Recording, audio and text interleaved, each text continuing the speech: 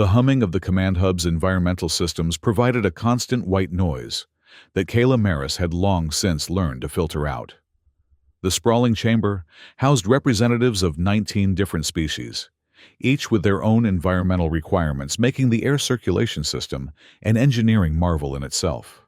Massive holodisplays dominated the central area, projecting three-dimensional tactical maps of contested sectors, resource distributions, and casualty reports in a kaleidoscope of colors that bathed the assembled officials in an ever-shifting glow.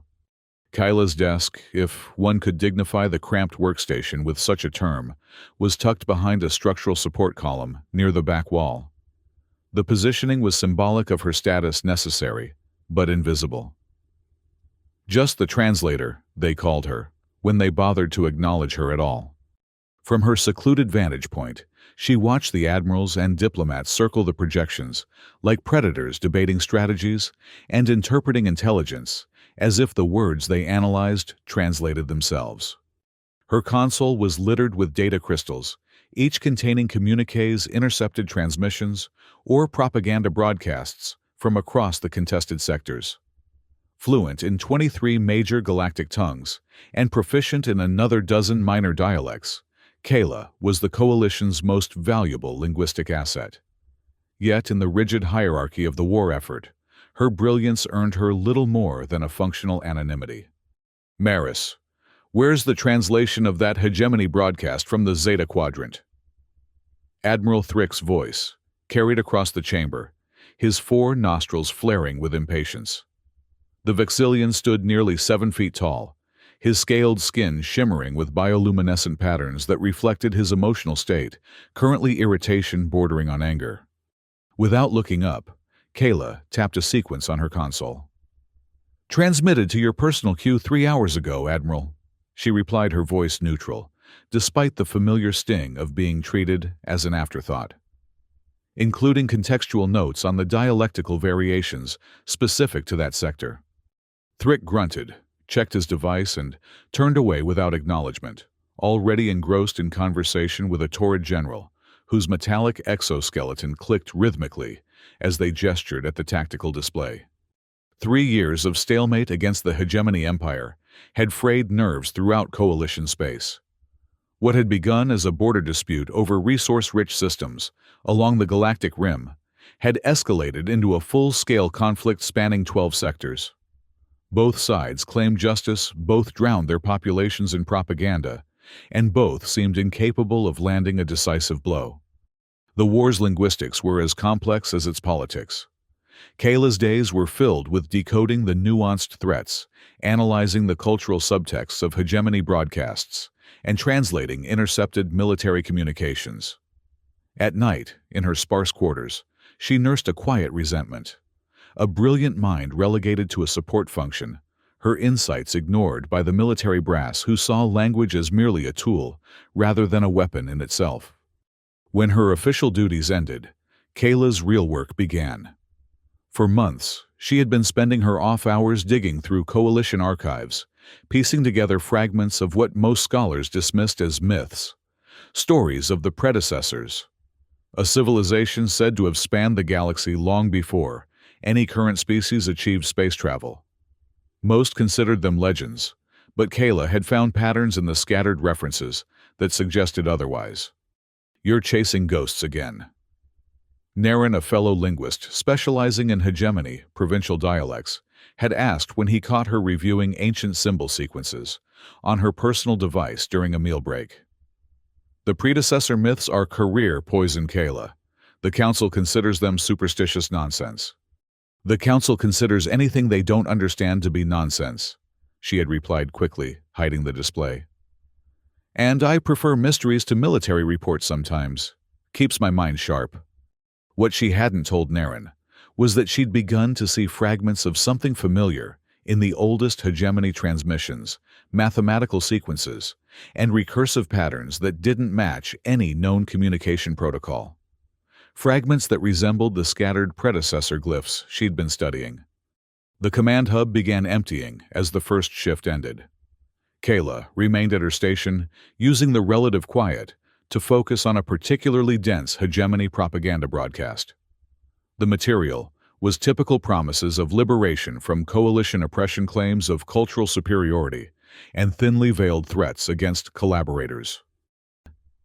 She ran it through her translation matrix, flagging cultural references for contextual analysis, when the system highlighted an anomaly, a sequence of symbols the computer couldn't categorize. Frowning, Kayla isolated the sequence. Amid the familiar patterns of hegemony formal rhetoric were embedded glyphs that followed no known linguistic structure. They appeared to be mathematical in nature, recursive patterns that seemed to reference themselves in a complex dimensional framework. "Computer cross-reference against all known hegemony cipher systems," she commanded. "No match found," came the immediate response. "Cross-reference against all coalition linguistic databases, including historical and theoretical constructs." "No match found." Kayla leaned back, staring at the strange symbols floating above her console. Conventional wisdom held that the hegemony's propaganda broadcasts were straightforward, if culturally complex. This was something else, a hidden message perhaps, or a thought whispered at the edge of her consciousness. What if this isn't trash talk, but something else entirely? She glanced around the nearly empty command hub. Protocol dictated that any anomalous transmission be flagged and forwarded to Cryptologic Command for analysis, a process that typically resulted in the material being buried in bureaucratic queues for weeks or months. Instead, she copied the glyph sequence to her personal research queue, a minor violation that could cost her clearance if discovered. But something about these symbols resonated with her in a way she couldn't articulate, like seeing a familiar face in a crowd of strangers. As the hub's lighting dimmed to accommodate the nocturnal species arriving for second shift, Kayla gathered her things and headed for her quarters. The glyphs seemed to follow her, dancing behind her eyelids whenever she blinked. For the first time in months, she felt a spark of genuine excitement. This wasn't just another propaganda broadcast to be dissected and dismissed. This was something new, or perhaps something very, very old. In her quarters, Kayla immediately pulled up the copied glyphs, projecting them onto the wall, and standing back to study the overall pattern. There was something familiar about them, something that tugged at her memory. She accessed her private research database, scrolling through collected fragments of predecessor references from dozens of cultures. Most were dismissed by mainstream academia as creation myths or primitive attempts to explain astronomical phenomena. But Kayla had always been drawn to the consistent elements across these scattered references, descriptions of a highly advanced civilization that had mastered technologies no current species could replicate, including supposedly impossible feats, like instantaneous communication across vast distances. And there it was, in an obscure archaeological report from a dig site on Cygnus 4, a planet at the edge of coalition space. Symbols, etched into an artifact of unknown composition, dated to at least 40,000 standard years before present. Symbols that, while not identical to the glyphs in the hegemony transmission, shared unmistakable structural elements. Kayla's heart raced as she arranged the images side by side. The similarities were subtle but undeniable. Both used the same underlying mathematical framework, the same recursive patterns that seemed to reference themselves across multiple dimensions. She was still staring at the projected images, mind racing with possibilities, when her comm unit chimed with an incoming message. Specialist Maris." The face that appeared belonged to Dr. Oran Shin, a coalition archaeologist she knew only by reputation. His work on predecessor artifacts was controversial, but respected in certain academic circles. "I apologize for contacting you directly, but a mutual acquaintance suggested you might be interested in something I've discovered." Kayla glanced instinctively at the glyphs, still projected on her wall, then back at Shin's weathered face. "I'm listening." "I've been granted access to a newly excavated site on Cygnus 4. He said, his excitement barely contained. "We've uncovered what appears to be a predecessor artifact with extensive symbolic engravings. My team includes experts in various disciplines, but We lack someone with your specific linguistic expertise. My expertise is in contemporary languages, Dr. Shin, she replied cautiously. Predecessor studies are outside my official purview.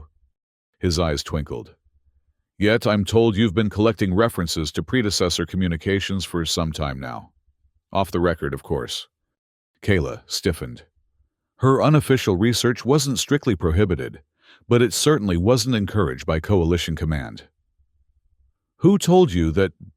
Let's just say that those of us interested in the truth find ways to recognize each other, Shin replied. The dig site is yielding remarkable finds, Specialist Maris. I believe they could change our understanding of galactic history, and perhaps the course of the current conflict. The timing couldn't be coincidence. Kayla glanced again at the projected glyphs. I'm needed at my post, Dr. Shin. The war doesn't pause for archaeological curiosities. But what if the key to ending the war lies buried in the past? Shin leaned closer to the camera. I've arranged for a short-term research dispensation for you. 3 days on Cygnus 4 official coalition business. Admiral Thrick has already approved it. Thrick approved it. Kayla couldn't hide her surprise. The Admiral was notoriously dismissive of anything that didn't promise immediate tactical advantage. He believes your linguistic expertise might help decode what appears to be a weapon system. Shin said, his expression carefully neutral. I didn't correct his assumption. The shuttle leaves tomorrow at 600. I do hope you'll be on it. The transmission ended before she could respond, leaving Kayla staring at the blank screen. She turned back to the projected glyphs, mind racing with implications.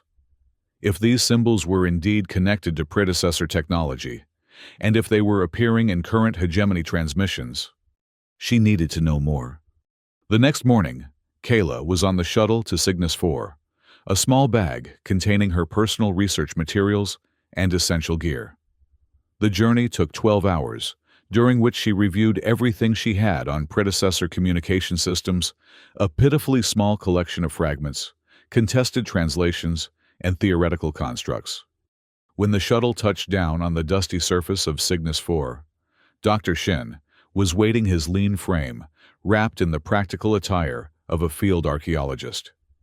Behind him, a sprawling excavation site spread across what appeared to be the ruins of a massive structure. Welcome to what may be the most important archaeological find of the century, he said, extending a hand. Though I must admit it's looking less like archaeology and more like advanced physics with each passing day. Kayla followed him through the site, taking in the organized chaos of researchers' equipment and carefully marked excavation grids. At the center stood a structure unlike anything she had ever seen, a perfect dome of material that resembled polished obsidian, but seemed to absorb light rather than reflect it. We found it buried under nearly 30 meters of sediment, Shin explained, as they approached. Carbon dating and other conventional methods fail completely when applied to the material. It's as if it exists partially outside conventional time. As they drew closer, Kayla noticed patterns etched into the dome's surface, intricate sequences of symbols that caused her breath to catch. They were unmistakably similar to the glyphs she had isolated from the hegemony transmission. You recognize them, Shin said. It wasn't a question. Similar patterns appeared in a hegemony transmission I analyzed yesterday, she admitted. I'd never seen them before, but they seemed familiar somehow. Shin's eyes widened. The hegemony is using predecessor symbols in their communications. Are you certain?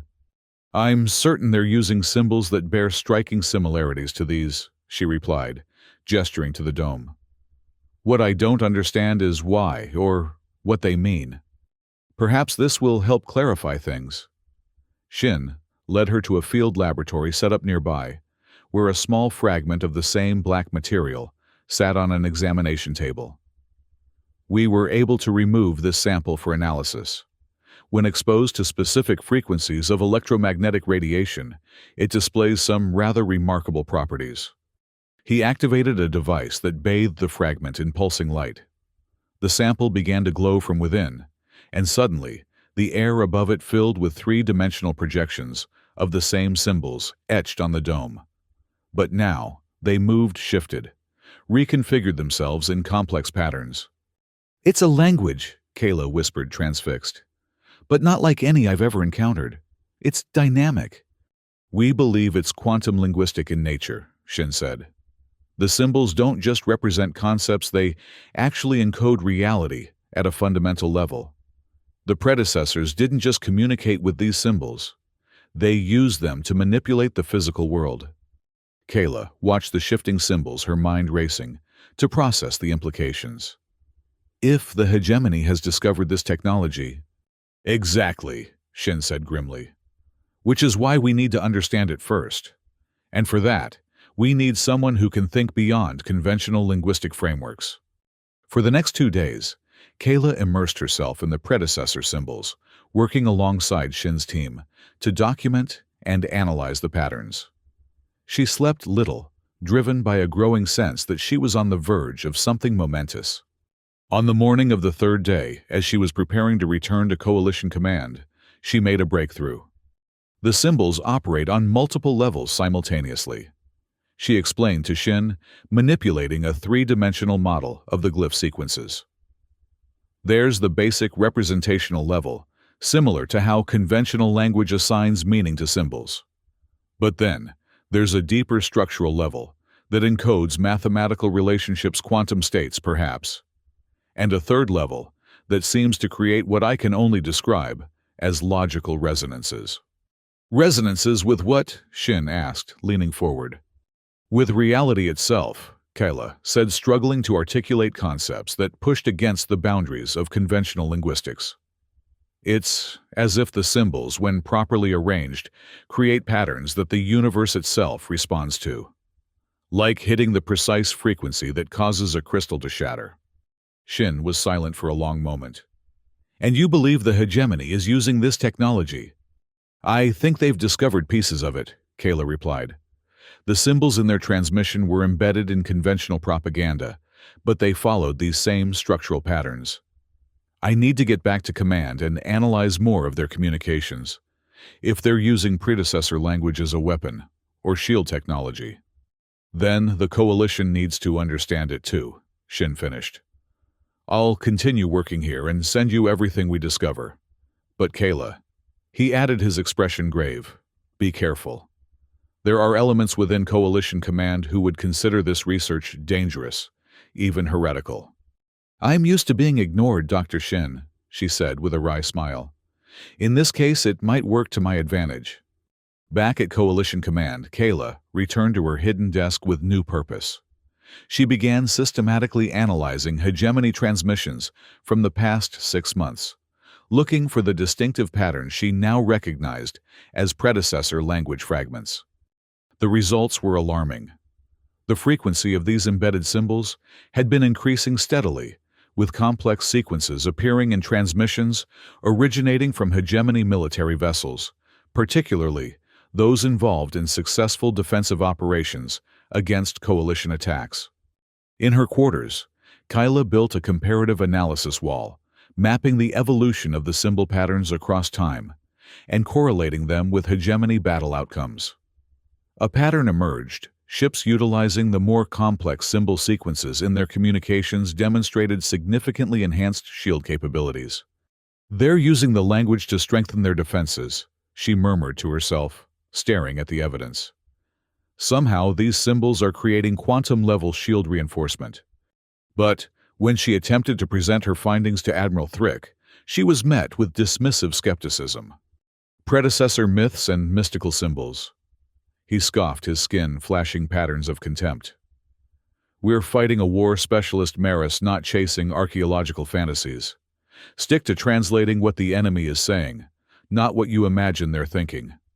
"With respect, Admiral, this is what they're saying," she insisted, displaying the symbol sequences.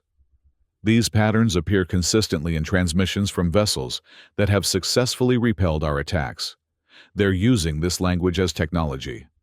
"And I suppose next you'll tell me they're casting spells," Thrick replied, triggering nervous laughter from the other officers present. "Your translation matrix is garbage, Maris. Fix it and bring me something useful."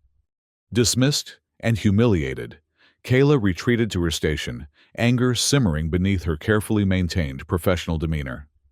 For weeks, she continued her analysis in secret, corresponding with Dr. Shin about new discoveries at the Cygnus 4 site, while methodically building her case. The breakthrough came unexpectedly. Correlating the symbol sequences with hegemony shield adaptation data from captured sensor logs, Kayla realized the patterns weren't just communications, they were actual quantum linguistic instructions for their adaptive defense systems. The predecessor language didn't just describe reality, it restructured it at a fundamental level. When properly deployed, it could alter the quantum probability fields that governed energy distribution in shield systems, making them exponentially more effective against conventional weapons. But like any language, it had rules, syntax, and, most importantly, logical constraints. What happens if you create a paradox? Kayla wondered aloud, staring at her analysis wall. If the language restructures reality according to its internal logic, what happens when that logic contradicts itself?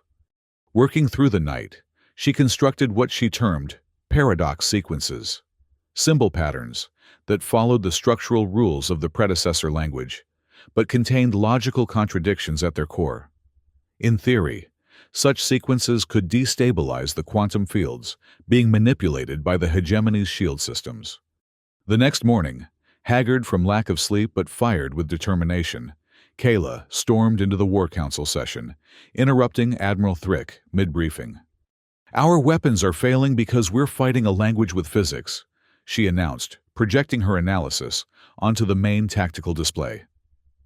"The hegemony has discovered how to use predecessor language to enhance their shields, but I've found their weakness." The chamber erupted in outrage and confusion. Thrick's skin flashed dangerous patterns as he moved toward her. "This is a direct violation of Protocol Specialist Maris. Security, remove her immediately." "Listen to me," Kayla shouted over the chaos. "Your shields are powered by this language. Every attack fails because you're not countering their actual technology. But I can break it. I can create paradoxes in their linguistic matrix that will collapse their defenses." "Enough." The command came from the Federated Chair, a multi-eyed Thalassian, whose authority superseded even the military hierarchy. "Explain yourself clearly, Specialist. What evidence supports these extraordinary claims?" For the next 20 minutes, Kayla presented her analysis, showing the correlation between the symbol sequences and hegemony defensive capabilities, explaining the quantum linguistic principles involved, and demonstrating her paradox theory. When she finished, the chamber was silent. Thrick was the first to speak. "Even if there's a fraction of truth to this," he said, his voice tight with controlled skepticism, "how would we deploy such a linguistic weapon?" "We encode the paradox sequences into our weapons' energy signatures," Kayla explained. "When they impact the hegemony shields, the contradictory instructions will create quantum instability in their defense matrix." "And you can create these paradox sequences?" the Federated Chair asked. "I already have," Kayla replied, displaying the complex symbol patterns she had constructed. "I need authorization to test them." After hours of heated debate, Admiral Thrick grudgingly authorized a limited test. A single coalition vessel would be equipped with Kayla's paradox sequences and sent to engage a hegemony patrol. The selected ship was the Indomitable Resolve, a mid-sized cruiser with a veteran crew. Kayla was assigned to the bridge as a special advisor, much to the visible discomfort of the ship's captain. "I hope you understand what's at stake, Specialist," Captain Laris told her, as they prepared to engage a hegemony defensive line protecting a strategic outpost. "If your theory is wrong, we'll be significantly outgunned." "I understand perfectly, Captain," Kayla replied, reviewing the encoded paradox sequences one final time. "And I assure you the theory is sound." As they approached the hegemony position, sensors confirmed the presence of the enhanced shield signatures Kayla had identified. 3 enemy vessels moved to intercept their weapons charging. "Prepare to fire primary beam weapons. Paradox Sequence Alpha," Captain Laris ordered. "Target the lead vessel's shield perimeter." The first volley of paradox-charged plasma streaked across space, impacting the hegemony flagship's shields. The energy dispersed, normally absorbed by the defensive field without visible effect. "No change in enemy shield status," reported the tactical officer. "They're returning fire." The indomitable resolve shuddered as hegemony weapons struck its conventional shields. "Prepare sequence beta." Kayla said, her voice steady despite the disappointment crushing her chest. The first paradox was too simple. They need to process it fully before the contradiction becomes apparent.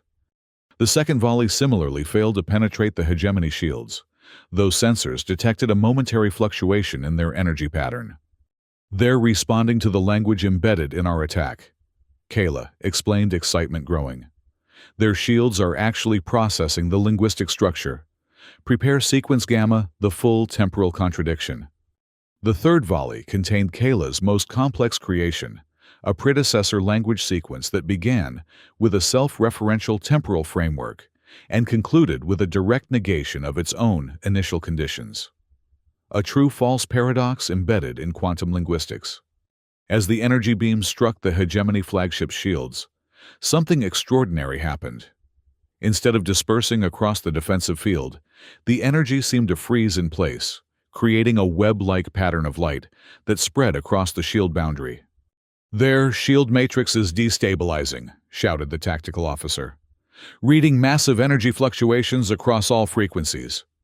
The web of light suddenly contracted, then expanded in a silent explosion that momentarily outlined the hegemony vessel in brilliant white. When the light faded, the ship's shields were gone. "All vessels concentrate fire on the flagship." Captain Laris ordered, his disbelief evident, but professional instincts taking over. The coalition beams converged on the now defenseless hegemony vessel, tearing through its hull in seconds. Secondary explosions bloomed across its structure before it finally shattered in a spectacular detonation.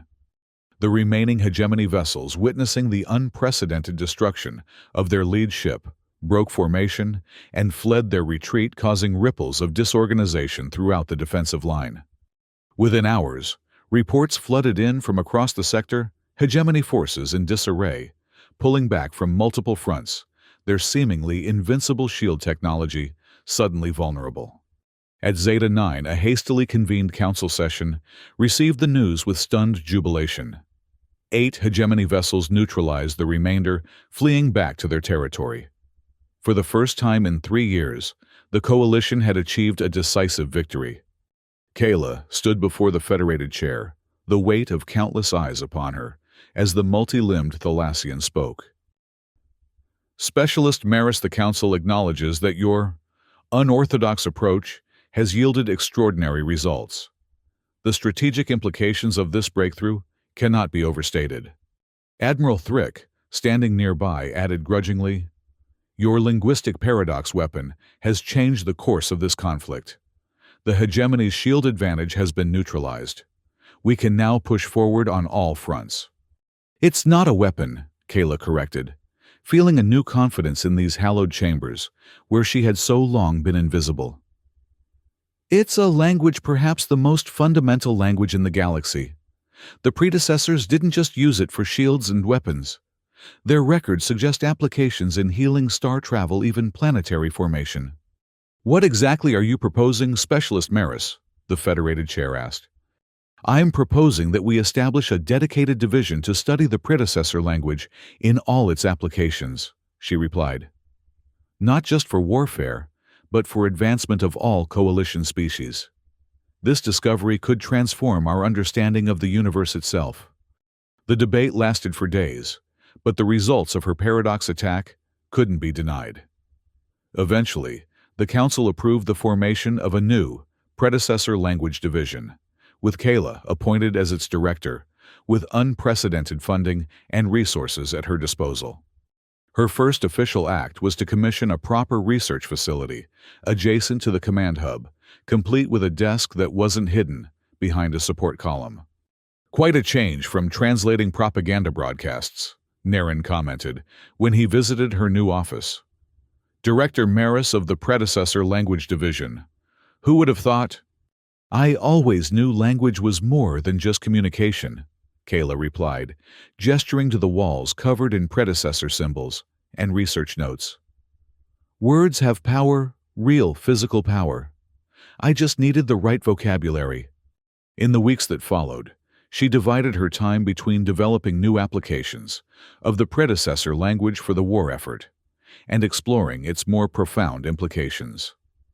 Dr. Shin had been transferred from Cygnus 4 to serve as her chief archaeological consultant, bringing with him the most promising artifacts for further study. The war's momentum had shifted dramatically. Without their enhanced shields, hegemony forces were retreating across multiple fronts. Peace negotiations dormant for years had suddenly resumed with new urgency. In her private laboratory, Kayla worked late into the night, studying a small predecessor artifact that had been recovered from a secondary site on Cygnus 4. Unlike the larger structures, this palm-sized object responded directly to linguistic input glowing with inner light when certain symbol sequences were projected onto its surface. "What secrets are you hiding?" she murmured, trying a new combination based on patterns related to energy transformation rather than defense. The artifact pulsed with sudden brilliance, projecting a three-dimensional map of the galaxy, with certain star systems illuminated in patterns she didn't yet understand. A message perhaps, or a guide to other predecessor sites waiting to be discovered. The door chimed, and Admiral Thrick entered his scaled skin, now displaying patterns she recognized as respect, a significant change from their previous interactions. "The latest reports from the front," he said, placing a data crystal on her desk. "The hegemony is requesting a formal ceasefire. Their Prime Archon has specifically asked to communicate with the one who speaks the old tongue." Kayla raised an eyebrow. "They know it was me." "Apparently they've been studying the predecessor language for decades," Thrick replied. "But they only grasped its defensive applications. Your paradox innovation caught them completely by surprise. They believe you must have access to knowledge they don't." She glanced at the glowing artifact, the galactic map still hovering above it. "Perhaps I do, but there's so much more to learn." "The Council is prepared to make predecessor language research our highest priority after the war concludes," Thrick said. "Your division will receive whatever resources you require." After he left, Kayla stood before the artifact, watching the pulsing patterns that represented star systems across the galaxy. From just the translator to perhaps the most vital mind in Coalition space, the irony wasn't lost on her. She thought of all the predecessor knowledge still waiting to be discovered, healing technologies, methods of faster-than-light travel, perhaps even the secret to creating habitable worlds. A language that didn't just describe reality, but shaped it at a fundamental level. The artifact pulsed again, responding to her thoughts as if eager to share its ancient wisdom. Somewhere in the vast database of predecessor knowledge were answers to questions the Coalition hadn't even thought to ask. "Words have power," she whispered to the empty laboratory, "more than any blade or beam." The artifact seemed to pulse in agreement, its light casting her shadow tall against the wall. "At last they're listening,"